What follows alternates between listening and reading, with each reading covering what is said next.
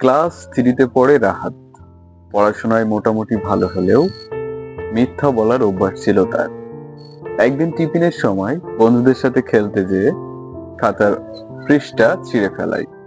ক্লাসে স্যার বলে, রাহাত, তোমার খাতা এভাবে ছেঁড়া কেন? রাহাত মিথ্যা বলে।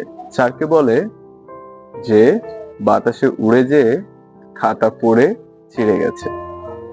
রাহাতের এমন হাস্যকর কথা শুনে ক্লাসে সবাই হাসলো এবং স্যার বলল যে রাহাত, মিথ্যা কখনো দীর্ঘস্থায়ী নয়, সত্য একদিন প্রকাশ পাবেই।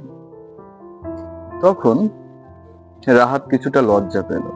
এরপর ঘটলো আরো একটা বড় ঘটনা। রাহাতের মা রাহাতকে কিছু বাজার কিনে আনতে বলল।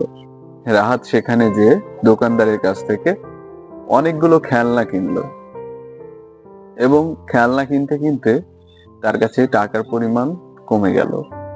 রাহাত তখন অল্প কিছু বাজার করে বাসায় নিয়ে আসলো। রাহাতের মা জিজ্ঞাসা করলো, রাহাত, তোমার বাজার এত কম কেন? তখন রাহাত বলল, দোকানদার অনেক টাকা বেশি নিয়েছে এবং কম বাজার দিয়েছে। তো রাহাতের মা এমন কথা শুনে রাহাতের মিথ্যা বলার বিষয়টা উপলব্ধি করতে পারলো এবং রাহাতের বাবাকে বিষয়টা জানালো। রাহাতের বাবা যখন রাহাতকে আবার বলল, রাহাত একই কথা বলল। তখন রাহাতের বাবা বলল, আমি দোকানদারের কাছ থেকে জেনেছি সে কম টাকা পেয়েছে এবং অল্প পণ্য দিয়েছে, আর বাকি টাকা দিয়ে তুমি খেলনা কিনেছো। রাহাত তখন লজ্জায় পড়ে গেল এবং তার মায়ের চোখের অশ্রু কান্না দেখে রাহাত তখন অনুতপ্ত হলো।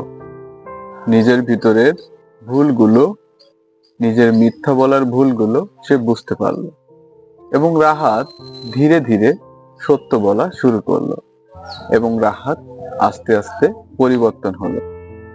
মিথ্যা সাময়িকভাবে তোমাদেরকে আনন্দ দেয় ঠিকই, কিন্তু দীর্ঘস্থায়ী মিথ্যা তোমাদেরকে একটা সময় ধ্বংসের মুখে নিয়ে যায়।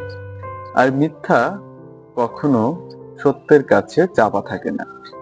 তাই সকল স্টুডেন্ট এবং অভিভাবকরা যারা এই ভিডিওটা শুনছো, শেয়ার দিয়ে দিবা এবং অন্যদেরকে শোনার সুযোগ করে দিবা এবং মিথ্যা থেকে যতটা সম্ভব দূরে থাকার চেষ্টা করবা। সত্য হোক তোমার পথ চলা, সত্য হোক তোমার দিন। এই বলে ভিডিওটি শেষ করছি। আসসালামু আলাইকুম।